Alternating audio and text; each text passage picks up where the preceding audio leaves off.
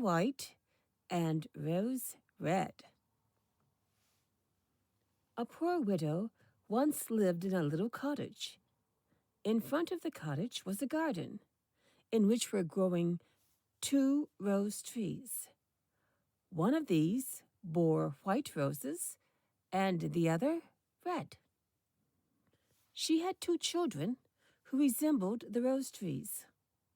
One was called Snow White, and the other Rose Red, and they were as religious and loving, busy and untiring as any 2 children ever were.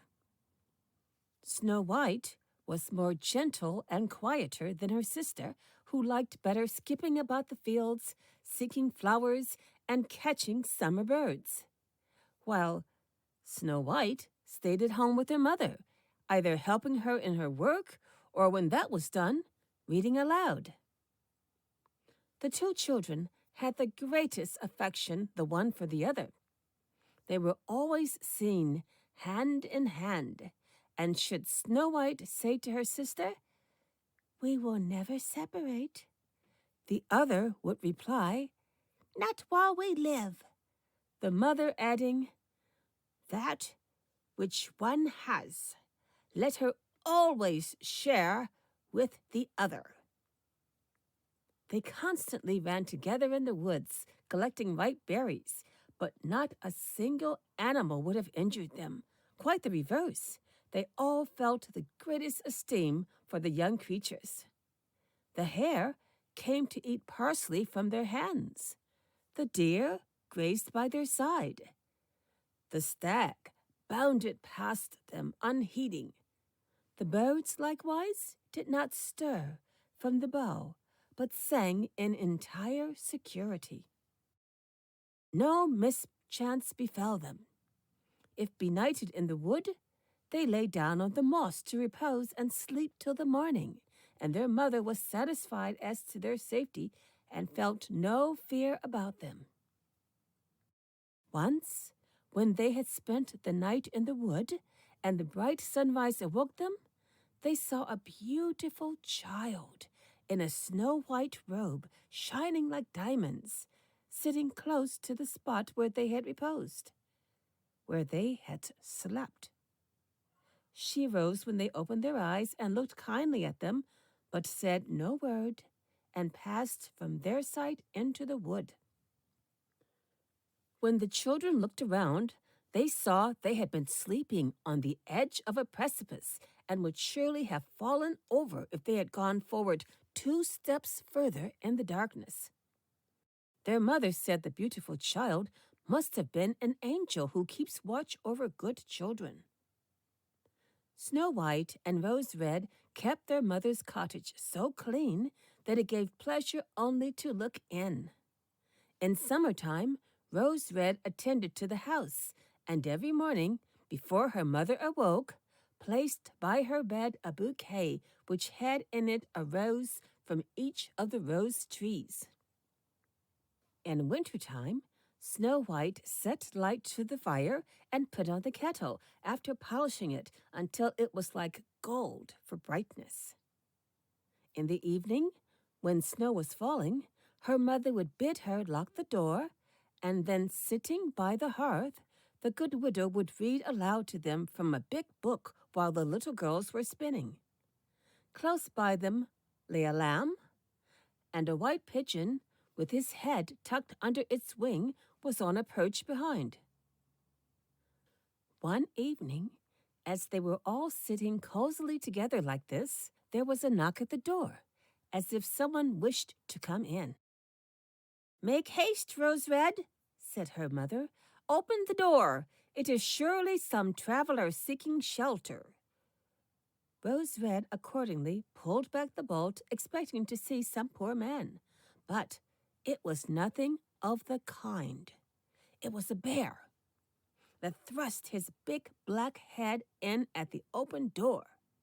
Rose Red cried out and sprang back. The lamb bleated, the dove fluttered her wings, and Snow White hid herself behind her mother's bed. The bear began speaking and said, "Do not be afraid. I will not do you any harm. I am half frozen and would like to warm myself a little at your fire." "Poor bear," the mother replied. "Come in and lie by the fire. Only be careful that your hair is not burnt." Then she called Snow White and Rose Red, telling them that the bear was kind and would not harm them. They came, as she bade them, and presently the lamb and the dove drew near also without fear. "Children," begged the bear, "knock some of the snow off my coat." So they brought the broom and brushed the bear's coat quite clean. After that, he stretched himself out in front of the fire and pleased himself by growling a little, only to show that he was happy and comfortable. Before long, they were all quite good friends, and the children began to play with their unlooked-for visitor, pulling his thick fur, or placing their feet on his back, or rolling him over and over. Then they took a slender hazel twig, using it upon his thick coat, and they laughed when he growled. The bear permitted them to amuse themselves in this way, only occasionally calling out when it went a little too far, "Children, spare me an inch of life."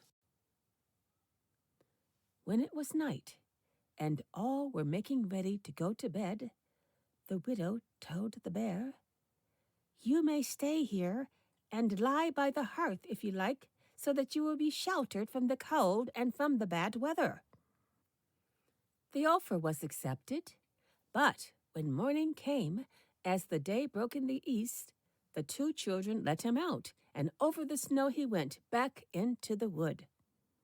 After this, every evening at the same time the bear came, lay by the fire, and allowed the children to play with him, so that they became quite fond of their curious playmate, and the door was not ever locked in the evening until he had appeared. When springtime came, and all around began to look green and bright, one morning the bear said to Snow White, "Now I must leave you, and all the summer long I shall not be able to come back." "Where, then, are you going, dear bear?" asked Snow White. "I have to go to the woods to protect my treasure from the bad dwarfs. In winter-time, when the earth is frozen hard, they must remain underground and cannot make their way through. But now that the sunshine has thawed the earth, they can come to the surface, and whatever gets in their hands or is brought to their caves seldom, if ever, again sees daylight." Snow White was very sad when she said goodbye to the good-natured bear and unfastened the door that he might go. But in going out, he was caught by a hook in the lintel and a scrap of his fur being torn. Snow White thought there was something shining like gold through the tear. But he went out so quickly that she could not feel certain what it was, and soon he was hidden among the trees.